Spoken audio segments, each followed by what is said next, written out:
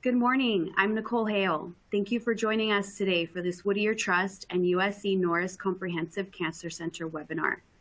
Thanks to our longstanding relationship with the Medical Center, we're excited to bring you useful information from our partners at Keck Medicine of USC. Today's topics will focus on the latest research on urological, gynecological, and skin cancers, including risk factors, prevention, and treatment insights. We do want to give you the opportunity to get your questions answered, so we will reserve time at the end of the presentation for Q&A. You may enter your questions at any time during the presentation in the Q&A box, which is located in the top right corner of your screen. It's now my pleasure to introduce Mariana Stern, Professor of Population and Public Health Sciences in Urology, Ira Goodman Chair of Cancer Research, and Associate Director of Population Science at the Keck School of Medicine of USC. I'll now hand it over to you, Dr. Stern. Thank you so much. Good morning, everyone. It is a pleasure to meet you all and to spend some time with you. I have the honor of serving as the Associate Director of Population Science at the Norris Comprehensive Cancer Center. And I'm a cancer epidemiologist, and I work in understanding cancer health disparities and in cancer prevention and control. There has been a lot of progress in cancer research. You will hear some about that later today. And this has translated into more efficient and novel therapies that make it possible for many cancers to be treated as a chronic disease. But at the end of the day, the best cure for cancer is to prevent it from happening altogether. And second best is to detect it as early as possible. So for the next 10 minutes, I will share with you what has been learned in terms of cancer prevention and what we can do all on a daily basis to lower our cancer risk. I will also share some exciting new initiatives that we have at Norris that we are hoping to expand in the coming years. So there's been a lot of research on cancer risk factors, and I will share next which are the most well-established ones. That said, the strongest risk factor that we know about, and the only one we cannot do much about yet, is aging. So cancer risk increases exponentially with age, and for many cancers, it plateaus around 80 years old, although for other cancers, it keeps going up. As you can see in this graph, the magnitude of risk is slightly different for different racial and ethnic groups, which are represented with the different color lines. However, the pattern is the same. With increasing age, cancer risk goes up. As we learn more about the biology of aging, we can start to think about strategies to reduce the cancer-causing effects of age. And this is actually an area of priority for Norris, and we have launched a new initiative in partnership with the Davis School of Gerontology to increase our portfolio of research on cancer and aging, because we think that this may give us useful clues for cancer prevention as well as development of novel treatments. So if you look at the news or social media or just Google, you will see that there's a lot of information about things that can cause cancer and things that can prevent it. So how do we know what is the true cause of cancer that we can do something about? So some of the evidence for this comes from experimental studies where compounds are rigorously tested to see if they can cause cancer or prevent cancer, usually in experimental models. And a lot of the evidence comes from population studies where epidemiologists, just as myself, act as detectives and try to figure out associations between things that people are exposed to and their cancer risk. Ultimately, all these studies are published in scientific journals and are reviewed by our peers. And at some point, when there are sufficient studies, then experts get together and sift through all the evidence and try to make sense out of it and use systematic approaches to evaluate and classify the different agents to determine if they seem to cause cancer. And if so, how dangerous they are and how strong is the evidence. So utilizing these approaches is how we know what are the main things that we know about today that may cause cancer in our populations. So in this pie chart, I'm showing you a summary of most of the preventable cancer-causing factors we have found out to date and the proposed percentages of the total cancer burden that each might be responsible of. For example, we know that 33% of all cancers seem to be caused by tobacco, with 20% of cancers caused by obesity. Notice here in purple that 11% of cancers, we do not know what causes them. So we still have a lot of work to do. And only about 5% of cancers are known to be caused by familial causes like genetics. The most well-established causes that we can control on a daily basis include things like body weight, physical activity, dietary factors, sugary drinks, breastfeeding, which is protective for breast cancer, and alcohol intake. So I'll focus just on a few of these factors.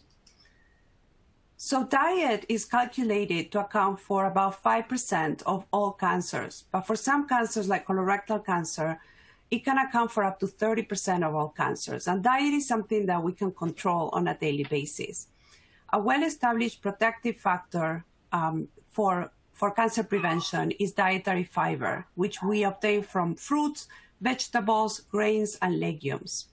It is recommended that we all eat at least 30 grams per day of fiber from food sources.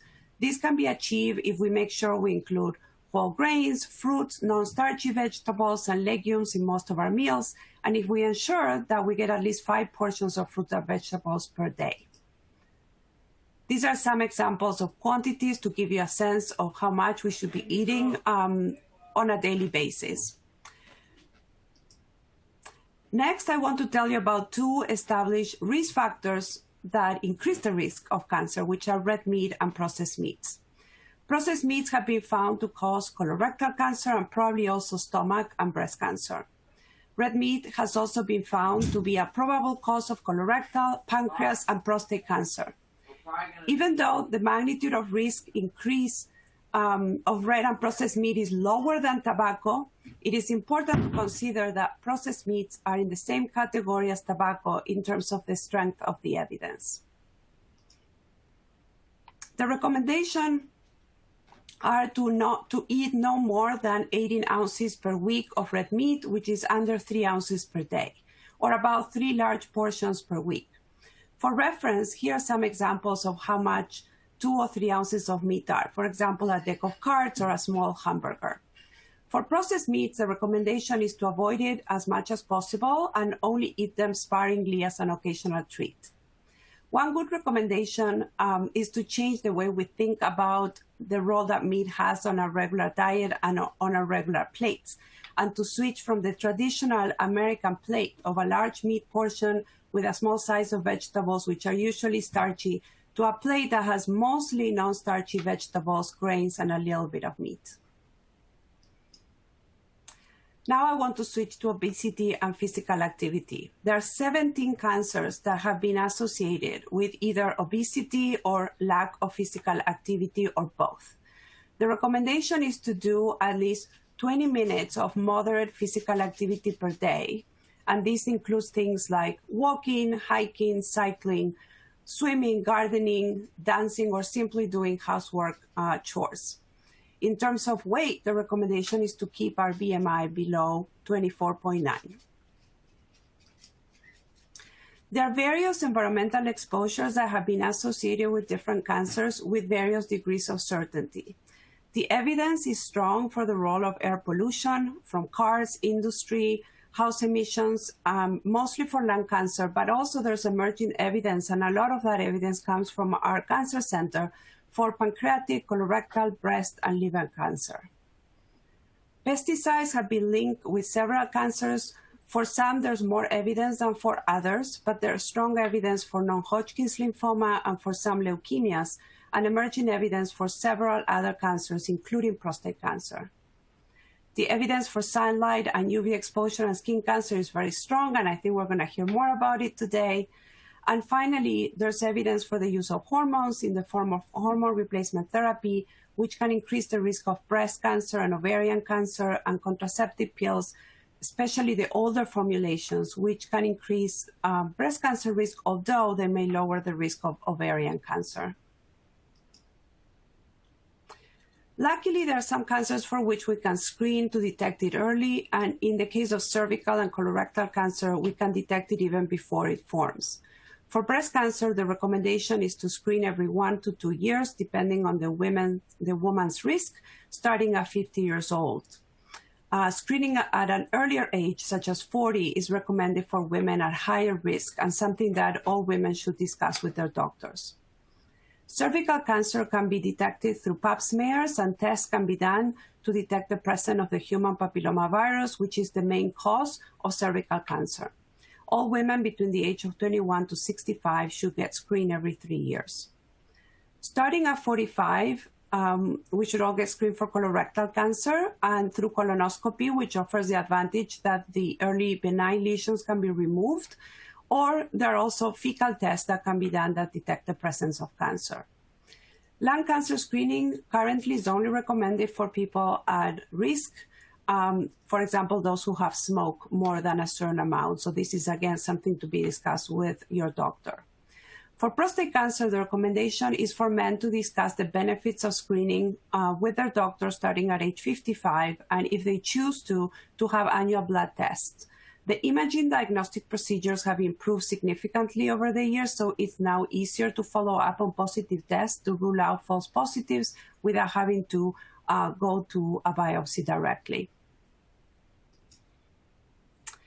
At Norris, one of our key priorities is to eliminate cancer health disparities in Los Angeles County and to lead the way to eliminate them nationwide.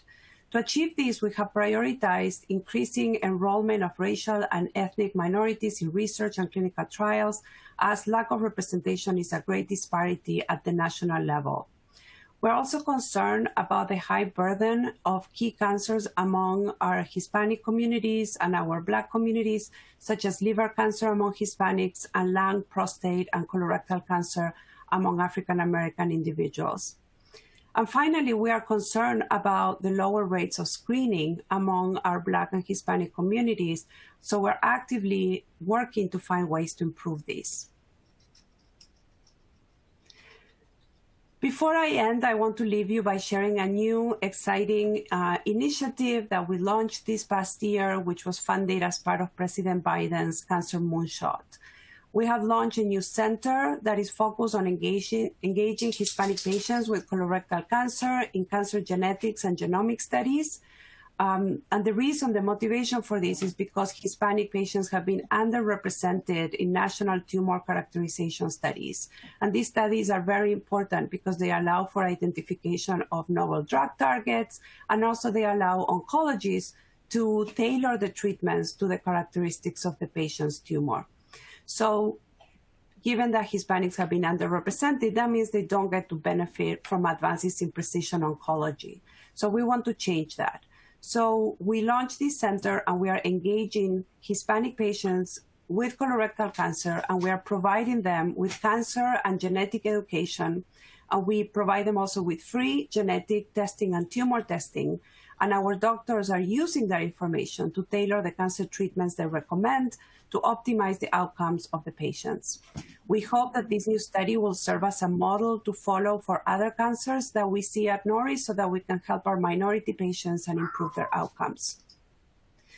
So I will stop here, and I want to leave you with this picture, which is a picture for one of our community education events that we offer every year in partnership with our Care 2 Health Equity Center, which I co-direct, where we train cancer advocates and cancer survivors from our communities around Norris about various aspects of cancer treatment and cancer research, so that we can empower them with knowledge and help them navigate their journey.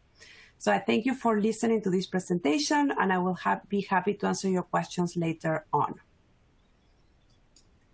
So now I will pass it on to my colleague, Dr. In, who's an assistant professor of medicine and dermatology at the USC Norris Comprehensive Cancer Center at the school and the Keck School of Medicine. Thank you so much. Thank you so much, Dr. Stern, for the introduction, and always a pleasure to hear you talking. I always learn so much from your lectures, and what a great overview of really how we need to approach cancer prevention across many different cancer types. Today, I will focus more specifically on the role of prevention in skin cancer specifically. So we'll hone in on one of the cancer types. As mentioned, I'm an assistant professor of medicine and dermatology, and I'm a specialist in cutaneous oncology, meaning I focus on treating melanoma and other skin cancers. So thank you for listening today. So skin cancers are collectively the most common cancer worldwide. And in the US alone, there are over 3.5 million cases diagnosed each year. Now, melanoma is actually the number 5 most common cancer in the US, accounting for about 100,000 new cases each year, with 1 in 10 of these being in California alone. The average age of diagnosis for melanoma is 65 years old, but unlike many other cancers, melanoma is actually a cancer that can affect people across the entire age spectrum. And actually for young adults from the ages of 20 to 40 years old, melanoma is actually the 3rd most common cancer as well. 7,500 people die each year from melanoma, and another 10,000 people die from other non-melanoma skin cancers as well. Here you see an overview of 4 of the major subtypes of skin cancers. Basal and squamous cell cancer on the top are by and large the most common cancers, accounting for several million diagnoses every year. But the vast majority of these are easily treated and superficial. However, about 5 to 10% of these can become aggressive, potentially causing significant morbidity, disfigurement, or even metastasizing and causing death. Meanwhile, melanoma and Merkel cell cancers located on the bottom, while they're less common, they have a much higher propensity for metastasizing and for causing death as well.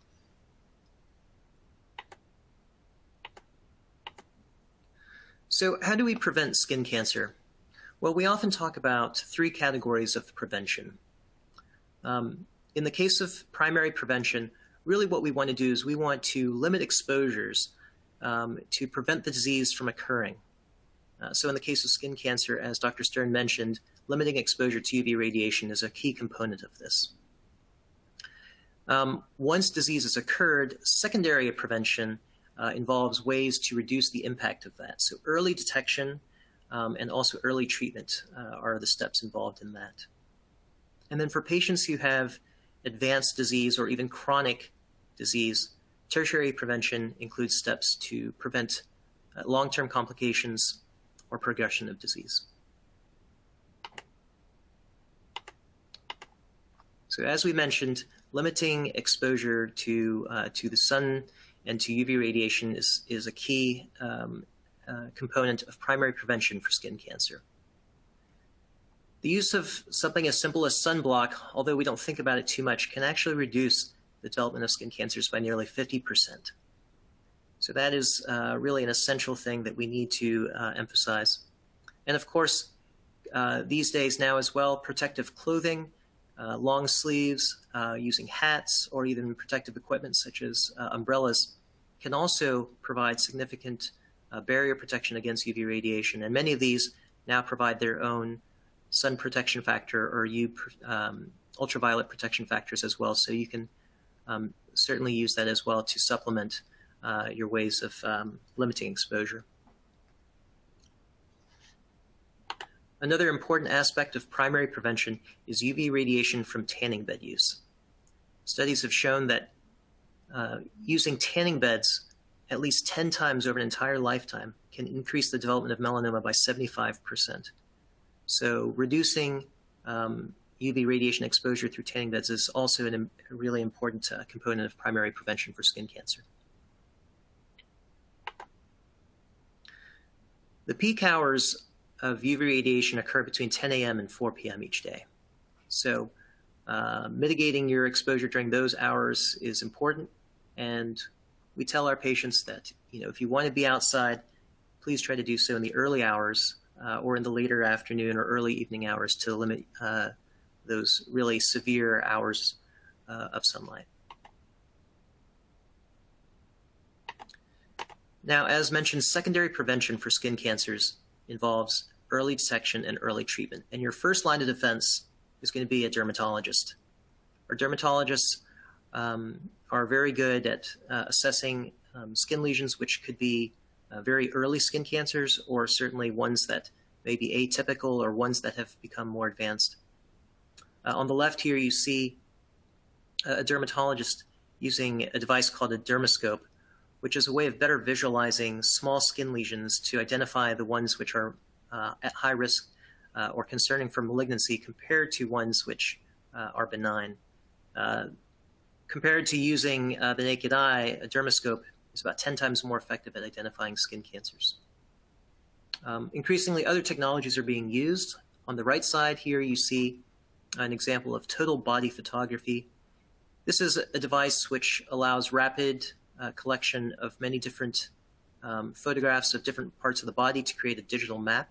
This can be done over a matter of just a few minutes and can be an effective tool in visualizing multiple concerning skin lesions very quickly and at the same time, and allow for better detection of skin cancers as early as possible. And increasingly, with better digital mobile technologies, we're also trying to look and see at how we can also empower patients themselves to find skin cancers. In the middle here, you see an example of an iPhone camera-based technology. This is a free mobile app called the Mole Mapper. Essentially, what the patient can do is take pictures of different regions on their body where they see atypical lesions and track these over the time to help identify potential skin cancers. Now, we know that actually 75% of all skin cancers are initially identified actually by the patient, while only 25% of these are actually initially identified by a clinician. So it's really important, and we try to preach this mnemonic, the ABCDEs of skin cancers. A stands for asymmetry. So if you've got a lesion where the one half of the lesion does not sort of mirror the other half, that should be a warning sign. Irregular borders or different colors, not just brown, but maybe tan, black, blue, or red. Any of these different colors which might be seen on a skin lesion should be concerning. Generally, we say that lesions which are the size of about a pencil eraser or about a 1/4 inch in diameter, if they're that size or larger, that should raise a flag. And one of the most important aspects is what we call E-evolution, and those would be lesions that change over a period of just weeks or months, or lesions which also have symptoms, lesions which may itch, bleed, or hurt. Those are all red flags and warning signs that may warrant attention with a dermatologist. And so things are things to pay attention to.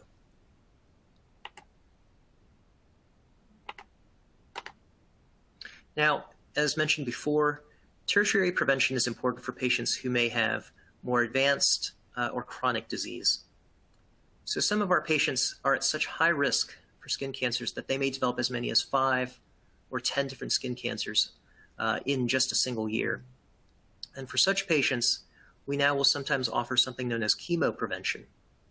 And this involves taking oral medications such as derivatives of either vitamin A or vitamin B3, which can actually reduce the development of additional skin cancers by upwards of 40%.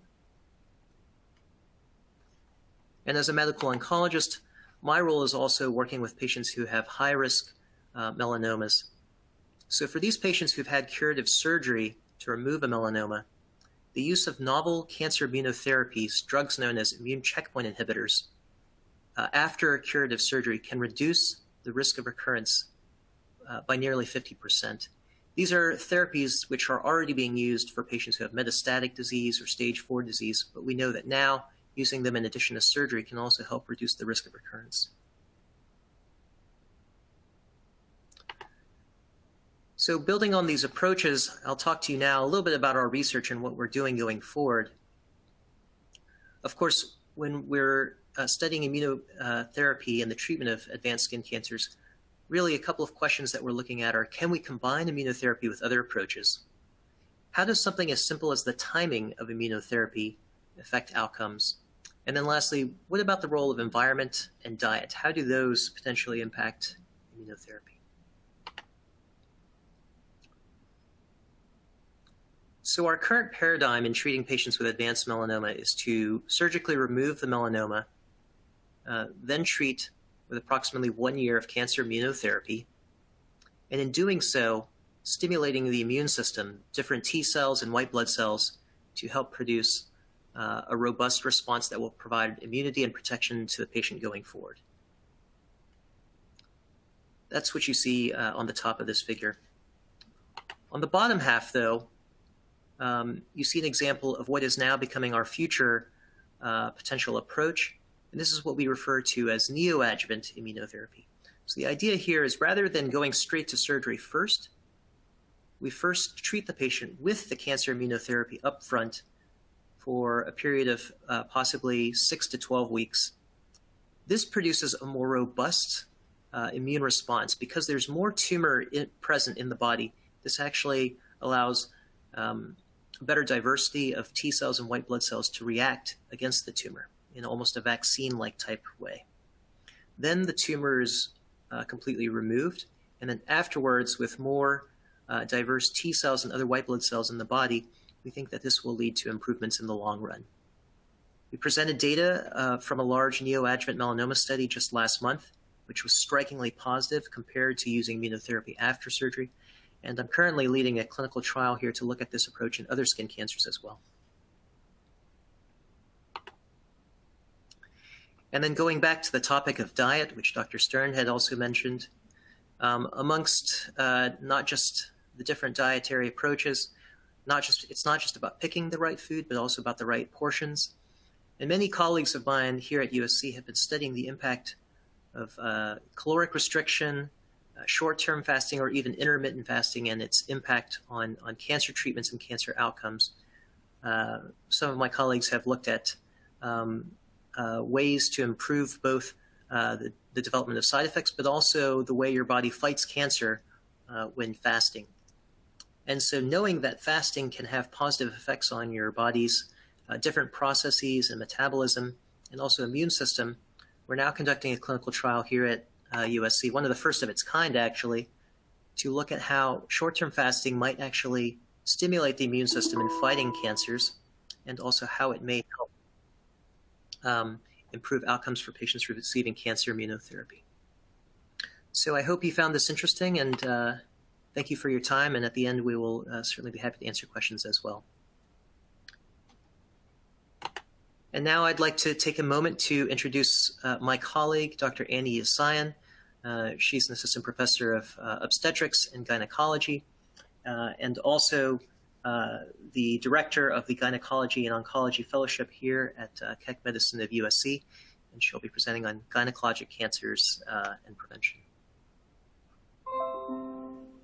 Good morning. Thank you so much for this kind introduction, Dr. In. And I've been here at USC for close to 19 years now, and it is my pleasure to not only treat cancer, but to also educate the next generation of physicians, and also importantly, provide information for patients, not only in how to treat, but also how to prevent. Again, although we are oncologists, our main goal is to treat. In an ideal world, we would like to prevent it. So that's why the topic today will be from early detection and future directions. First, a quick introduction to the gynecology organs and what does that encompass. Obviously, we treat cancer of the uterus, and that includes the muscle of the uterus and also the lining of the uterus, also known as the endometrium. Also, we treat the cervix, which is the lower part or the neck of the uterus. In addition, the ovaries, fallopian tubes, any vaginal cancer, and vulvar cancer.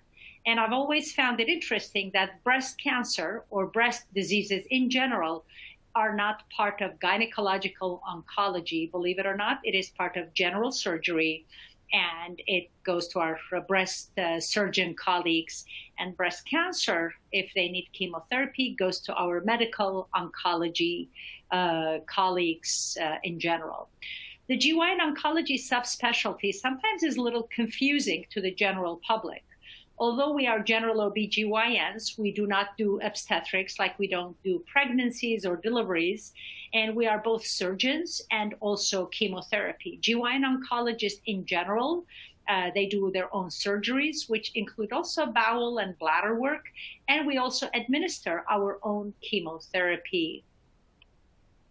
So my colleague earlier, Dr. Stern, reviewed briefly the guidelines about cervical cancer. Cervical cancer is actually the most common cancer around the world. And that is, in a way, unfortunate because it is one of the cancers that can very well be prevented. It is probably the only cancer where we have a vaccine to prevent it, and that's the HPV vaccine. There is a vaccine against the human papillomavirus, and that virus actually causes more than 95% of cervical cancers worldwide. And it's, in a way, a shame that people still die around the world from cervical cancer because they do not get the preventative vaccine, and also they do not get the early detection. So we have many layers of helping us to prevent cervical cancer by giving the vaccine to the young adults. Ages, the ideal age is age from 9 to age 11, 12. But the vaccine actually is approved for men and women until age 45. So even if we are like, have missed that opportunity. Let's say you have a young lady in her 30s, and back in the day, her parents, for example, did not take her to the pediatrician, or her pediatrician did not offer the HPV vaccine. The vaccine is still available for men and women until age 45.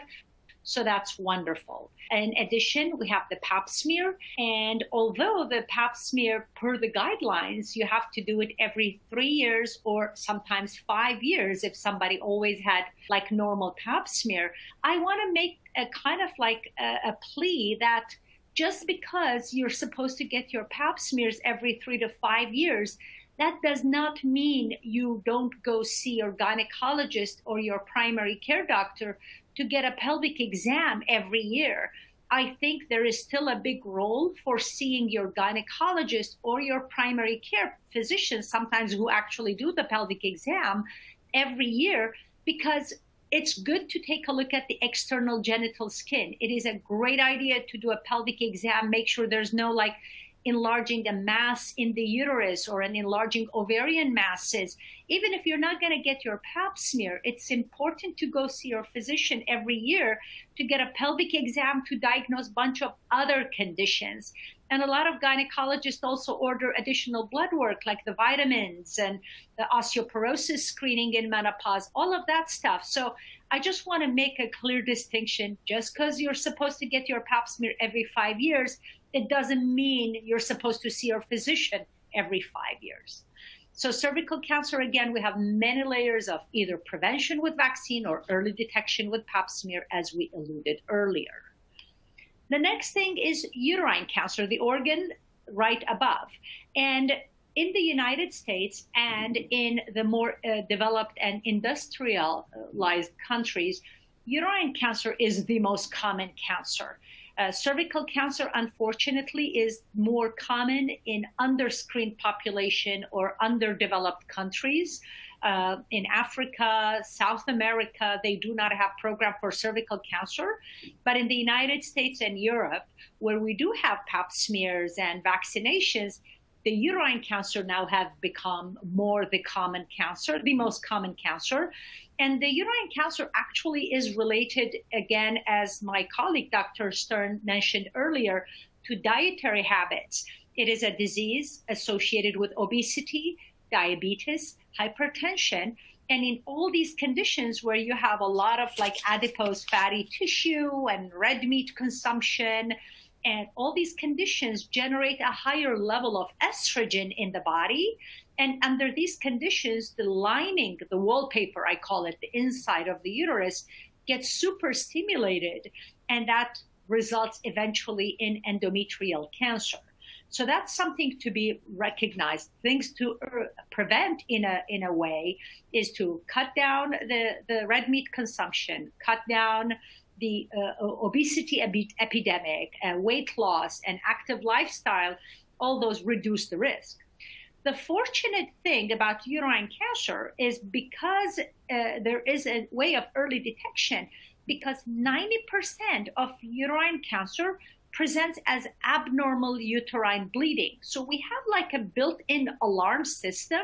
So if a woman is in menopause and suddenly develops a vaginal bleeding, even if it's minimal, even if it's just a pinkish discharge, I just want to make it clear that just because you had a normal pap smear, let's say 6 months ago, you still need to go back to your gynecologist saying, hey, now I have a vaginal bleeding and you need an endometrial biopsy. And that's a very simple office procedure where we have this, like, it looks like a very, very fine straw, like a few millimeters, where we can introduce it inside the uterus. This is done in the office without anesthesia or minor local anesthesia at times, where we can get sample from inside the uterus to help us detect uterine cancer in an early stage before it spreads. This is where the cancer starts, as you see in the slide on your left, in the wallpaper, and that sheds abnormal cells and presents as bleeding. Again, a normal pap smear does not mean there is no uterine cancer. Those are very distinct entity. The pap smear is only for the cervix, which is the outside part, and the endometrial biopsy is to detect the uterine cancer, which is deep in the uterus. Again, the fortunate thing is endometrial cancer, 90% of the time is caught at an early stage. And the reason it's caught at an early stage, it's because it prevents, as this warning, with abnormal vaginal bleeding, and in which case you go seek care with the gynecologist. And again, I don't want, the idea sometimes it's unfortunate. We see women who have been ignored, like, oh, you're perimenopausal, oh, you're getting heavy menstrual cycles, let's just watch it. It's always safer to seek advice, to seek a biopsy and get an early detection and take it from there. And our next disease entity is ovarian cancer. Although this is rare in general, however, it is the most lethal of the GYN cancers. And the reason it is lethal is, unfortunately, contrary to the uterine cancer, 90% of ovarian, well, more than 75, 80% of ovarian cancer present at an advanced stage. This is like the submarine with the torpedo, where we do not have a way of early detection. We do not have good ways of early detection. And therefore, by the time patients present, the disease, 75 to 80% of the time, the disease is already as an advanced stage 3C, having spread inside the abdomen. The early warning signs are very vague, like bloating, indigestions, weight gain, weakness, like feeling gassy. And that's why patients like, oh, I'm getting menopausal, my abdomen is getting bigger, I'm growing a belly. And these things sometimes are ignored even by physicians, unfortunately. The best thing we have available is pelvic ultrasound, especially the transvaginal ultrasound, that might help us with, detecting ovarian masses. And we have a blood test, tumor markers called the CA-125 and the HE for like Henry Edward IV. And even with that, it has not translated into significant improvement in survival, but nonetheless, that's the best that's available out there. As GYN oncologists, we here at USC, and we offer the full range of surgical services, which includes treating uterine cancer, especially with the minimally invasive approach using the Da Vinci robot that has become the standard of care in doing hysterectomies now, where the patient would wake up with like 4 or 5 small Band-Aids type of small incision, and basically goes home next day and occasionally on the same day if needed. And we also pride ourselves in offering also fertility sparing surgery. We are one of few centers around the world and in the United States that offer some procedure called the radical trachelectomy. And that's where we only remove the cervix and the parametria, which are like the side wing tissues of the cervix, and we'll keep the uterus. So therefore, these are offered to selected patients with early cervical cancer, where we remove the cervix and the parametria, the side tissue, and we are able to keep the uterus so that the patient will be able to carry a pregnancy and preserve her fertility for future reproduction. And we pride ourselves in being one of the few centers that offer this highly technical, selective procedure for our patients. We also pride ourselves in offering the full range of chemotherapies and also immunotherapy. As my colleague, Dr. In mentioned, immunotherapy is becoming a very important part of the armamentarium against cancer treatment, and we offer that now for our cervical cancer. It's part of standard of care for other like vulvar cancer, and and also uterine cancer. It's becoming very much a standard of care. And ovarian cancer, the data is not very supportive just as yet for immunotherapy, but we do all of our chemotherapies and immunotherapies as well, including clinical trials that we're studying these disease entities. So mentioning that, we are at the forefront of having clinical trial. The currently open clinical trials here at the Keck USC and the Norris Comprehensive Cancer Center. We are studying for cervical cancer immunotherapy and evaluating its role. And we're doing like custom treatment modalities where we harvest part of the tumor and we send it to a specialized lab to create custom design antibodies against the patient's own cancer, and then we infuse those immune cells back into the patient with these to generate the robust immune response, and that would help combat the cancer. Again, although the immunotherapy is not great in ovarian cancer just as yet, that's why we are studying it. We have several clinical trials that combines the checkpoint inhibitors, immunotherapy, different combination modalities for ovarian cancer. We are several, like one of the approved sites for cooperative group trials, like we have this large gynecology oncology trial, which is nationwide, and we do that. And we also have investigator-initiated trial where our own USC physicians open our own clinical trial. In addition to industry-sponsored and pharmaceutical companies, we do these trials. As I mentioned earlier, that we don't have good ways of early detection of ovarian cancer. Even the tumor markers, the blood tests that we have, the CA-125 and the HE4, it's the best that's available out there, like internationally, but it's not great. Really, we have a lot of false positive, false negative. It's not specific. These blood tests can show like abnormal results. Like if somebody has, let's say, endometriosis or appendicitis or gallstones or fibroids. So it's not very specific for ovarian cancer. Therefore, what we're doing, we have this study that patients who go to the operating room and have ovarian masses, we get their samples. We are trying to find other tumor markers, better tumor markers as well. In addition, so that we establish the foundation and the baseline, we are also collecting all these tumor samples and creating a tissue bank or a tumor tissue bank repository where patients who go to the operating room, obviously with their consent and HIPAA compliance and all of these, obviously, normal IRB, the Institutional Review Board approval, obviously, we have a tissue bank where we have stored thousands of samples of multiple tumors along with blood samples so that it only serves not only us, but other investigators and scientists here at USC and elsewhere who want to collaborate with us. We can provide them tissue samples and blood tests so that they can study these tumors and disease entities. So this are huge effort, and we appreciate everybody's support, for the investigative effort.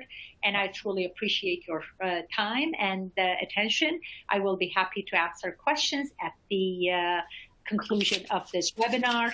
And thank you so much for this opportunity. And it's my pleasure to introduce our next speaker, Dr. Pinsky, who is Associate Professor of Medicine, who will discuss creative interventions in medicine. Thank you so much. Thank you so much, Annie. I'm a medical oncologist treating patients with genitourinary malignancies, such as prostate cancer. I'm also the director of the Institute for Arts in Medicine. So everything started with an idea to combine two disciplines which on the surface appear to have very little in common, arts and medicine. The idea is to deploy creative interventions into patient care, thereby bridging the divide between medicine, art, and science.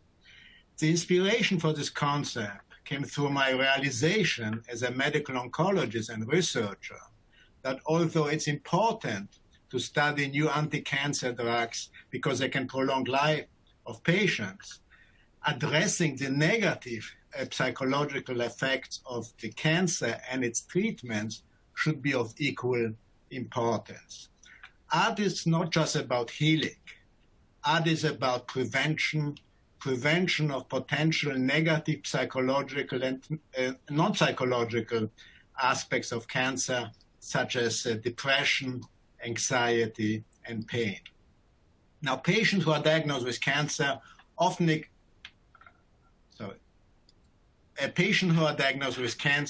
experience severe psychological symptoms such as anxiety and pain.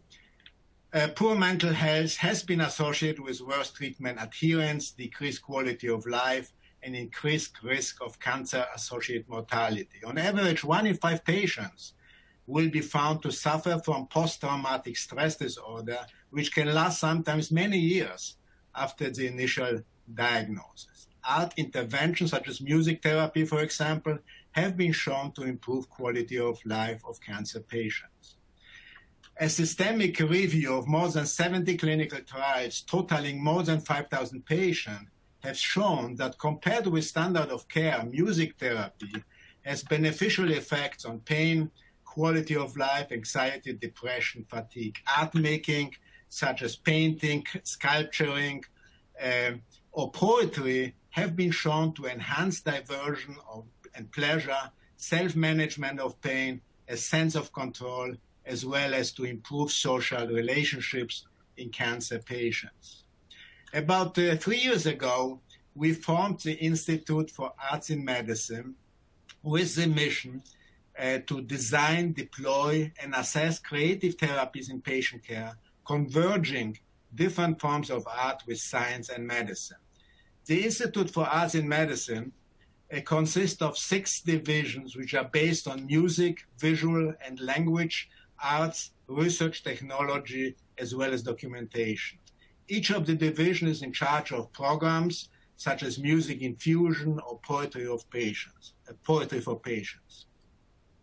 I will start with the music infusion program. So the music infusion program is a patient-directed music composition program for patients who get admitted to the hospital to receive chemotherapy. Those patients are invited to compose an original piece of music or an arrangement of the favorite song by working with our IM musicians and composer. This active music engagement process engages the patient in an interactive music experience with songwriters and composers. It's a very time-intensive program with the goal to refocus the patient away from the negativity of cancer to the positivity of creating music. Our Portrait of for Patients program recently received nationwide attention when ABC ran a short segment about our program on their local news. This program offers customized poetry for patients developed and presented by poets in residence. Prospective patients and caregivers of patients are interviewed, and individual poems are then generated based on the information shared. Since the initiation of the program, more than 25 poems were recited to the patients and the caregivers with very positive feedback from the patients. In our I Am Painting Health program, patients' bodies are painted over areas of disease. Upon completion of each body painting, friends and family are invited to provide emotional support for their loved ones for successful outcomes or treatment-based interventions. Now, research is very important. USC and the Norris Cancer Center is a center of excellence for basic as well as clinical research. So our goal is to demonstrate the scientific credibility of creative interventions in medical care of cancer patients. We already initiated pilot research studies and plan to conduct larger prospective studies with the participation of students, faculty, and any partnering agencies. One of the ongoing studies involves virtual reality. Virtual reality is a medium combining arts medicine with technology and can be delivered in the inpatient setting, but also in our clinics. The medical benefit of virtual reality has been already shown in patients who suffer from chronic pain, in the rehabilitation setting after stroke, in patients with Parkinson's disease, but also in patients with Alzheimer's disease. In our ongoing protocol, we are currently studying the effects of VR in patients who are undergoing unpleasant, painful procedures such as bone marrow biopsy, lumbar puncture, or prostate biopsy. This protocol will evaluate the feasibility of VR during invasive procedures to obtain preliminary estimates of levels of pain, anxiety, with patient-reported anxiety survey scales, as well as pain scores, and by measuring biomarkers of stress, such as cortisol. The implementation of VR in the healthcare setting may serve as a cost-effective, non-pharmacological agent to improve pain, anxiety, and stress. If you're interested to read more about our program, you can visit our website, and I will finish my presentation with a short video highlighting some of our most active programs. Throughout the pandemic, medical staffers have faced extraordinary challenges, but despite this, one local doctor has found a way to connect with his patients in a heartfelt and deeply personal way. Oncologist Dr. Jacek Piński directs USC's Institute for Arts in Medicine, a unique endeavor to help patients heal not only physically, but emotionally as well. This is not just making you feel good, but there's also the potential to improving patient clinical outcomes as well. 62-year-old cancer patient Jesse Lopez got a surprise. USC Norris Cancer Center's poet-in-residence wrote a poem about him. I want cancer patients who watch this to know that they are so much greater than this diagnosis. They are individuals with identities that deserve to be celebrated, that creativity lives in all of us. It just has to be unlocked. It must be that you have a lot of inspiration that is just spilling out of your cup there. Yes, I have a lot of passion, but I also have a lot of passionate people beside me. There's a couple of things that are particularly exciting to me about this. One is the way it leverages technology, like virtual reality, but another is the fact that it's bringing together collaborations across disciplines that might not seemingly come together. To see that he's going to be rewriting the song Yellow, that's what I'm going to be illustrating.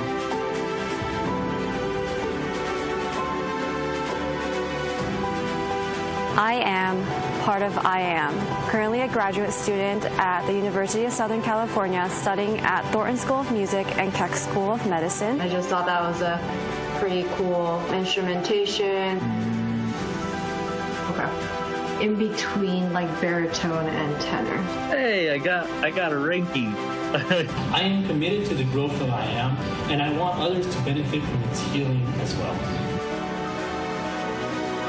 I am a Stanford graduate. My background is in human biology and art. I've always been passionate about the intersection of arts and medicine. I body paint on people based on their lived experiences with health, illness, or injury, and with that, we utilize their story to create some visual representation of anatomy in relation to their experiences on their body. It's no longer a part of my tumor, my agony. If I can't escape it, I hope maybe you'll be there, walking beside me. Nothing inside can hold me down with you by my side.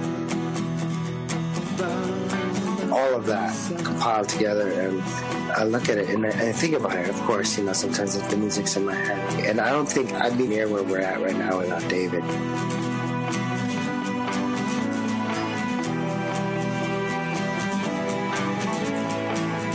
My sorrow like autumn leaves, gently falling off of me.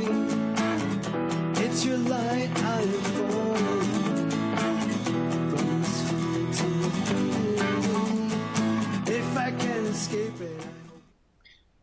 So with that, I would like to hand the word now to Gino in for the Q&A session, which he will be moderating.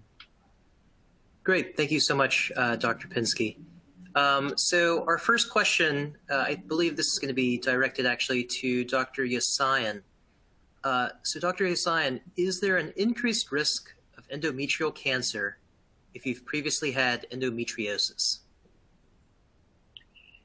That's actually a very good question. There is increased risk of cancer if you've had prior endometriosis, but believe it or not, the risk is for ovarian cancer.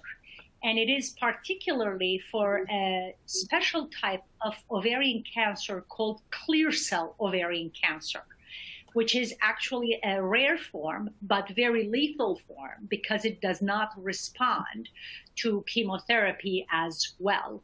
So it is important for women who've had endometriosis, honestly, as soon as their reproductive potential is done and as soon as they get into menopause, it's not a bad idea to get, a hysterectomy and have their ovaries removed when they've hit menopause.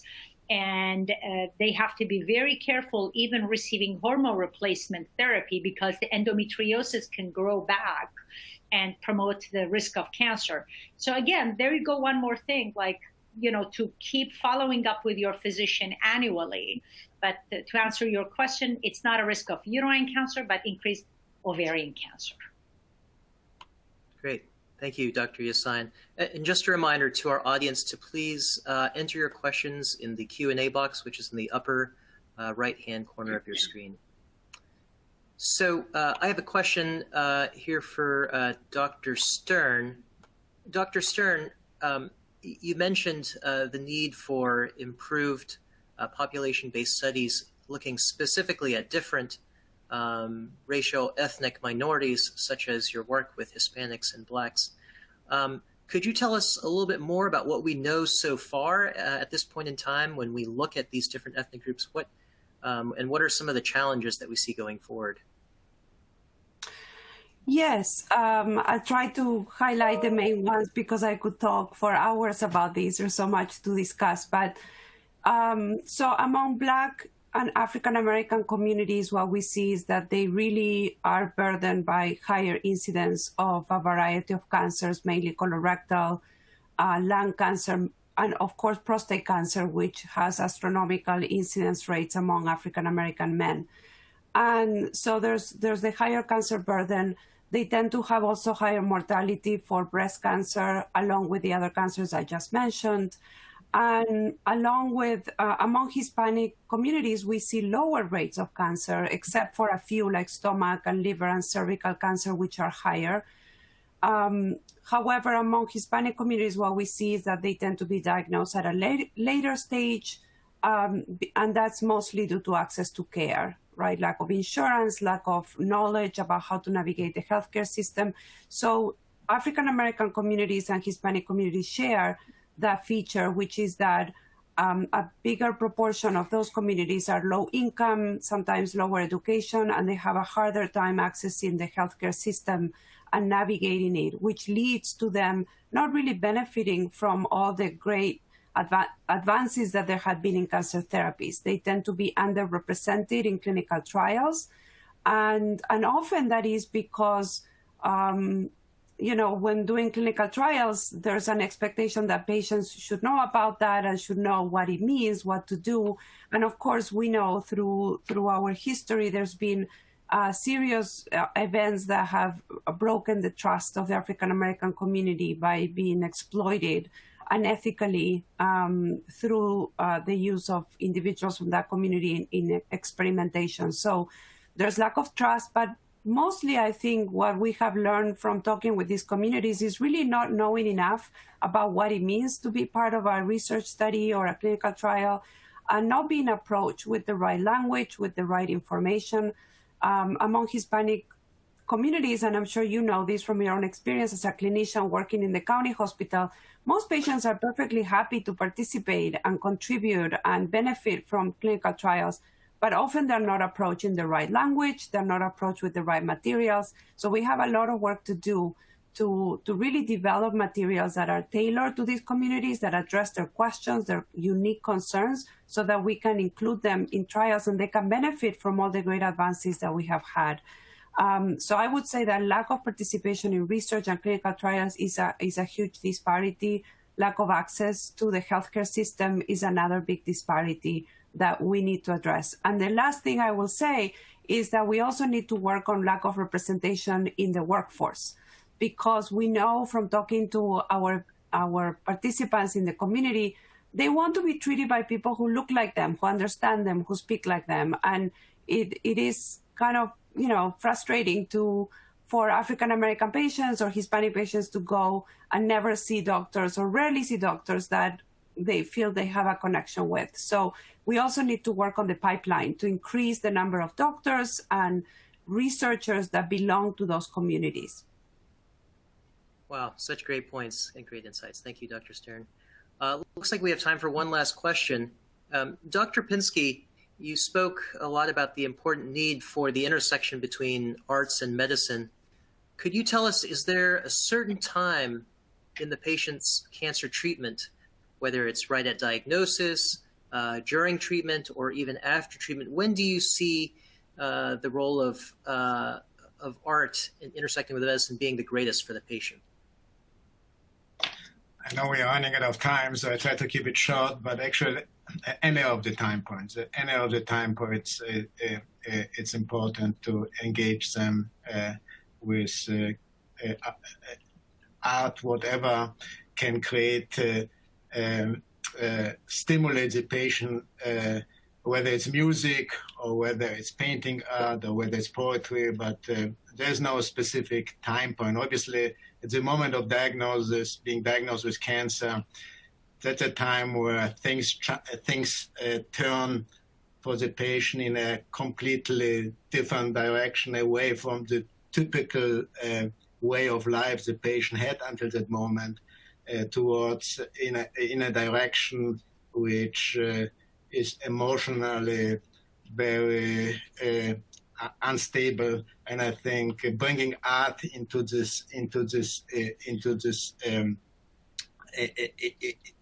patient's life at the time, it's important. Great. Thank you so much.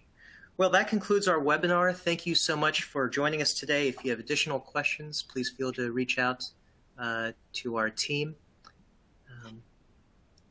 Thank you. And on behalf of Whittier Trust, we thank this panel of experts and their time today. If you do have additional questions about the work Keck Medicine is doing, please reach out to Brittany De La Torre from Keck Advancement, and her information will be included on the follow-up email communications. Thank you, everybody, for your time. Thank you. Thank you.